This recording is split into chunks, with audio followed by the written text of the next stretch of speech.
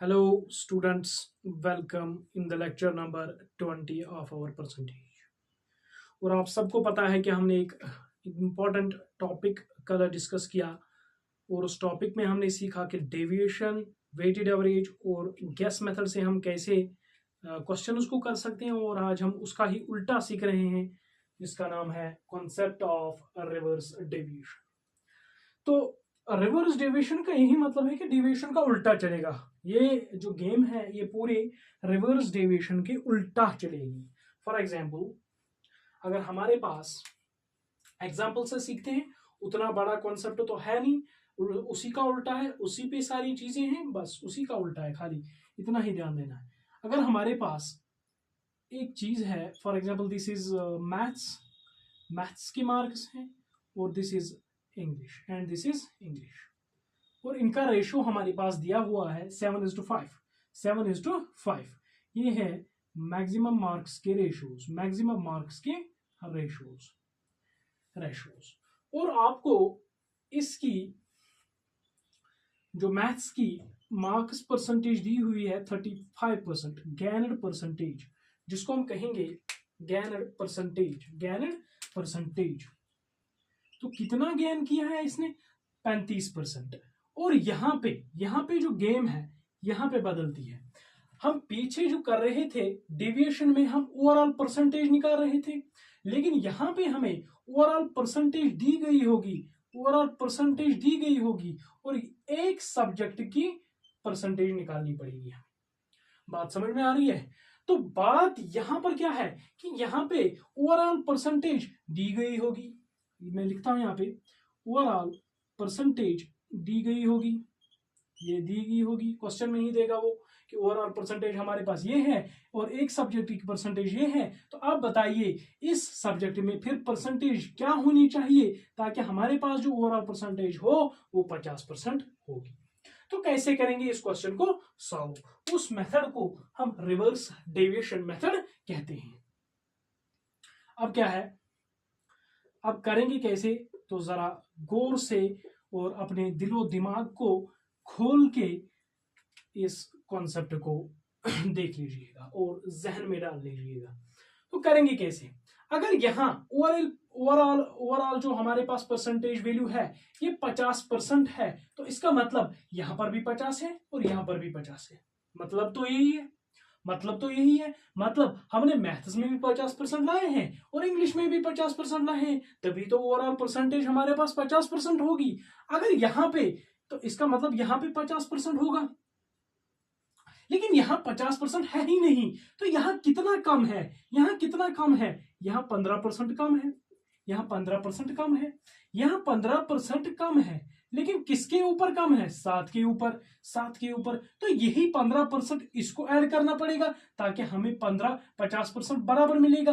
अगर यहाँ कम है तो यहाँ ज्यादा होगा 50% से, अगर क्योंकि यहाँ 35 ही है, क्योंकि हमारे पास ओवरऑल परसेंटेज 50% है। अगर यहाँ पर 35 ही है तो यहाँ पर 50 से ज्यादा होगा ताकि हम ओवरऑल इफेक्ट को 50 बना सके, अगर ये 35% है तो ये -15 होगा, और 7 के ऊपर तो ये वाला वैल्यू कितना बनेगा? 50% तो होगा ही होगा, लेकिन साथ में प्लस होगा 15 इंटू 7%। क्यों 15 इंटू 7%? क्योंकि ये इसको कम है, तो इसको हम बढ़ा नहीं सकते, क्योंकि ये वहीं से दिया गया है। हम चाहते इसको बढ़ा लेते, लेकिन ये वहां से ही कह रहा है, नहीं यहाँ सवाल नहीं है, ये एग्जाम्पल है। ये वहां से ही कह रहा है कि 35% हमारे पास बराबर है, 35% मार्क्स मैथमेटिक्स में लाया है, तो ये तो वहीं से कह रहा है। अब वहीं से कह रहा है तो हमें मतलब है इससे अब इसको बढ़ाना पड़ेगा, 50% में ये जोड़ना पड़ेगा 15 इंटू 7 डिवाइडेड बाई इतना ही वैल्यू डिवाइड से करेंगे हम, इतना ही वैल्यू से हम डिवाइड करेंगे, इतने ही वैल्यू से हम डिवाइड करेंगे। तो डिवाइड कैसे करेंगे, 50% प्लस डेविएशन तो इतना आया है, लेकिन यहां पर जब रिवर्स डेविएशन में जाएंगे तो इसी जिस सब्जेक्ट पे हम काम कर रहे हैं उसी को डिवाइड में लगाना पड़ेगा। तो 5 3 15, 3 7 21%, मतलब उसमें 71% जरूर होना चाहिए, 71% जरूर होना चाहिए। तो यही है रिवर्स डेविएशन का कॉन्सेप्ट, रिवर्स डेविएशन का कॉन्सेप्ट यही है। अब जब आया हमारे पास 71%, अब हम चेक कर लेंगे कि है क्या, हम डेविएशन से चेक कर लेंगे कि होगा क्या। तो इसका मतलब यहां पर ये मार्क्स जो होंगे, ये मार्क्स 71% होने चाहिए। ये अब हम डेविएशन से चेक करेंगे कि है कि नहीं है, 50% ओवरऑल मिलेगा कि नहीं मिलेगा, ठीक है कि नहीं। अब हम चेक कर लेंगे, तो मिल गया कितना, 71%। तो ये 71% होगा। तो बताइए ओवरऑल परसेंटेज हमारे पास क्या होगी। ये तो 35 ही होगी, या 35 और 70 के बीच में होगी, 35 और 70 के बीच, 71 के बीच में होगी। हम इसको भी मानते हैं 35, इसको लिख सकते हैं इस तरीके से, 35 प्लस 36, 35 प्लस 36%, 35 प्लस 36%। ओवरऑल तो होगा 35% ही, लेकिन डेविएशन कितना आ रहा है, 36 इंटू 5, 36 इंटू 5 डिवाइडेड बाई 7 और 5 12, 7 और 5 12, क्योंकि यहां पर टोटल से हम डिवाइड कर रहे हैं, ये डेविएशन है। तो 35% जब टोटल इफेक्ट निकालना होगा डेविएशन, जब एक सब्जेक्ट का निकालना होगा तो रिवर्स डेविएशन। तो 12 तिक्का 36, 5 15% प्लस होगा 15% के साथ 35 और 15 50%। तो इसका मतलब ये हमारे पास यहाँ पर टोटल पर 50 था, पहले हमने रिवर्स डेविएशन से निकाला, अब रिवर्स डेविएशन से हमने उल्टा चेक किया, क्या हम सही कर रहे हैं, तो हम बराबर सही कर रहे हैं, ये हमने वेरीफाई किया। तो इन्हीं के बेसिस पर, इसी रिवर्स डेविएशन के बेसिस पर हम क्वेश्चंस को सॉल्व करेंगे। आपको ये बात अब समझ में आ गई होगी कि हम कैसे करेंगे। तो क्वेश्चन नंबर 93 हमारे पास क्या कह रहा है।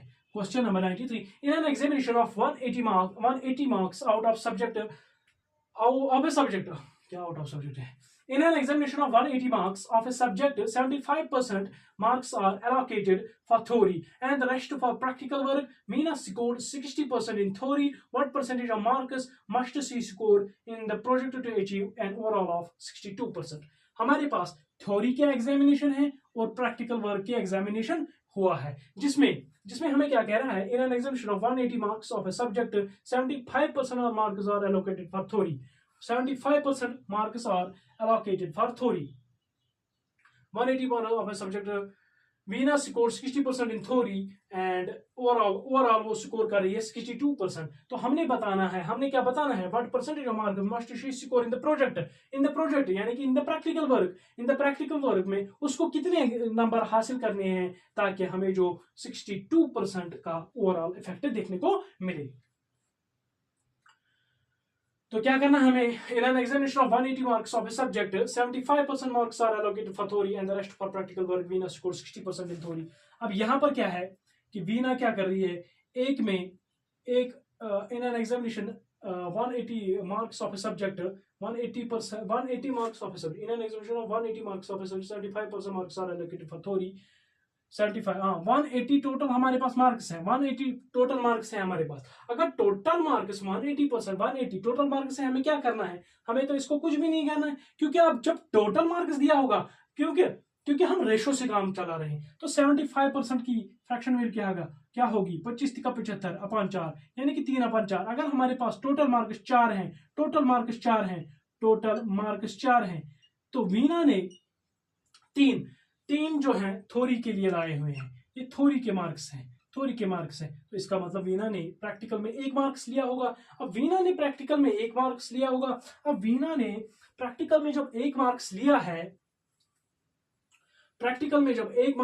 है, तो उसको क्या करना पड़ेगा, अब उसको वीना स्कोर 60% इन थ्योरी, 60% उसने थ्योरी में लिए हुए हैं, and she score in the, ये मैक्सिमम मार्क्स का रेशो आया हुआ है, मैक्सिमम मार्क्स का रेशो आ चुका है। अगर 3 थ्योरी के मैक्सिमम मार्क्स हैं और 1 प्रैक्टिकल का मैक्सिमम मार्क्स है, इसने 60% यहाँ से लिया हुआ है और 62% हमारे पास ओवरऑल इफेक्ट ओवरऑल परसेंटेज बता रहा है। तो हमें कितना करना पड़ेगा, यहाँ पर भी 62% ही होना चाहिए, यहाँ पर भी 62%, लेकिन यहाँ पर भी 62 होना चाहिए, लेकिन यहाँ 2 कम है, कितने के ऊपर, 3 के ऊपर। तो इसका मतलब यहाँ पर कितना होगा, अब 62% तो होगा ही होगा, यहाँ 2 कम है, 3 2 6 प्लस होगा 6%, दैट इज इक्वल्स टू 68% हमारे पास ओवरऑल इस सब्जेक्ट में देखने को मिलेंगे। यानी कि प्रैक्टिकल एग्जामिनेशन में 68% लानी चाहिए वो, तब जाके हमारे पास 62 नेट डेविएशन नेट परसेंटेज मिलेगी, नेट परसेंटेज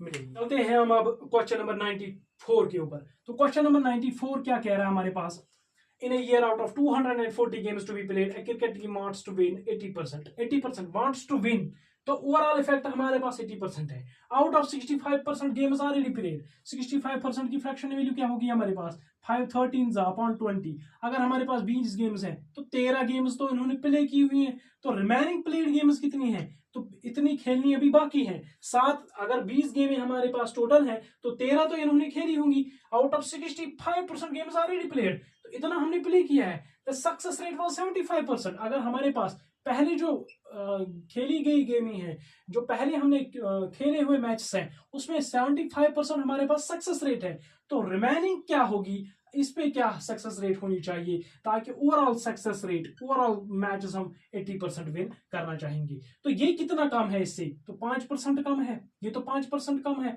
तो ये नोट ऑफ इंटरोगेशन कितना होगा, ये तो 80% होगा ही होगा डेफिनेटली, लेकिन 13 प्लस होगा 13 इंटू 5% डिवाइडेड बाई 7, तो 80% प्लस 13.5% डिवाइडेड बाई 7, यानी कि 80% प्लस 7 9 63 पॉइंट में आ जाएगा। अब बचेंगे कितने, 2, तो 7 2 14, तो 89.2 अप्रोक्सीमेटली हमारे पास सोल्यूशन में होना चाहिए। 89.3, जिसको हम 89.3 भी कह सकते हैं, 89.3 भी, क्योंकि यहाँ पर 20 होगा। अब जब 20 होगा तो 20 को 0.20 को हम 0.21 भी कह सकते हैं। ये अप्रोक्सीमेट सोल्यूशन होगा हमारे पास 89.3, 89.3, 89 पॉइंट समथिंग आएगा, एक ही सोल्यूशन है, दैट इज दिस। तो चलते हैं हम अब क्वेश्चन नंबर 95 के ऊपर। क्या आप इसको खुद कर सकते हो, देखता हूँ क्वेश्चन क्या है। मंथली एक्सपेंडिचर वाज दिस, हाँ सेविंग का कंसेप्ट है। तो यहां मैं इस क्वेश्चन को दिखाता हूं, तो अगला आप खुद कर लीजिएगा, अगला आप खुद कर लीजिएगा। क्वेश्चन नंबर 95, क्वेश्चन नंबर 95 क्या है हमारे पास, the monthly income of a person was this and his monthly expenditure was this. Income अगर इतनी है तो एक्सपेंडिचर इतना होगा। तो इनकम हमारे पास 87500 है और हमारे पास एक्सपेंडिचर जो है 50000 है, 50,000 87,500 हमारे पास इनकम है, एक्सपेंडिचर तो है इतना। तो सेविंग कितनी होगी हमारे पास, यानी कि सेविंग होगी 37,500, क्योंकि expenditure, income is equals to expenditure plus savings, income is equals to expenditure plus savings, यानी कि 87,500 और ये 50,000 है, ये तो 37,500 होगा। फिर अब ये सवाल क्या कह रहा है, ये सवाल क्या कह रहा है, the monthly income of a person was this and his monthly expenditure was this, next year his income increased by this percent. Income यहां प्लस है, अब प्लस होगा, डेविएशन और रिवर्स डेविएशन का कॉन्सेप्ट लगेगा। अब जब बीच में प्लस होगा तब जाके रिवर्स डेविएशन और डेविएशन लगेगी। अब यहाँ पे क्या है हमारे पास, next year his income increase by 33% and his expenditure was increased by 18%। Expenditure कितना है हमारे पास और सेविंग्स कितनी है हमारे पास, क्योंकि यहाँ पे जो बताया गया है the percentage increase in savings बताया गया है। तो एक्सपेंडिचर हमारे पास 50,000 और ये 37,500 होगा। तो 000 तो कैंसिल हो गया, 25 से कटेगा, 25 दूनी 50, 25 0 25 से कटेगा, 25 एकम 25, 25 एकम 25, अब बचेंगे कितने, वहां से 7 और यहां से 5, 12 बचेंगे, तो 25 25 5 125, 5 से कटेगा 5 5 4 20, 5 3 15, यानी कि हमारे पास जो एक्सपेंडिचर और सेविंग्स का रेशो आया है वो 4:3 आया हुआ है। And his expenditure increase by 18%। अगर 18% एक्सपेंडिचर बढ़ गया है तो ओवरऑल बता रहे हैं कि इनकम हमारे पास 33% बढ़ गई है, 33% बढ़ गई है।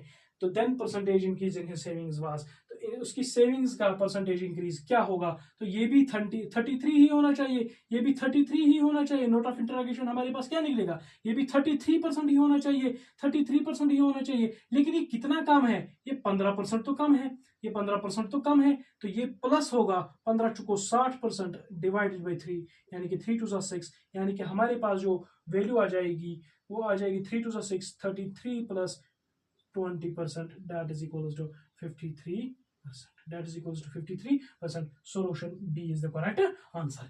तो क्वेश्चन नंबर 96, ये मैंने खुद क्वेश्चन बनाया हुआ है, खुद क्वेश्चन बनाया हुआ, आप इसको कर लीजिएगा। ये डिविएशन पे कॉन्सेप्ट, डिविएशन पे क्वेश्चन है, तो खुद कर लीजिएगा। ये आपके लिए होम वर्क है, ये आपके लिए होम वर्क है। तो हमने रिवर्स डेविएशन का कॉन्सेप्ट भी सीखा, डेविएशन का कॉन्सेप्ट भी सीखा। अब बचता है एक concept, that is successive percentage change. वो 40 मिनट लेक्चर चलेगा, कंबर बांध के आ जाइएगा और 40 मिनट लेक्चर के साथ हम उड़ा लेंगे सक्सेसिव परसेंटेज चेंज को, जिसपे बहुत सारे टॉपिक्स बनते हैं फिर आगे। तो चलते हैं, मिलते हैं एक और लेक्चर में, तब तक के लिए अल्लाह हाफिज।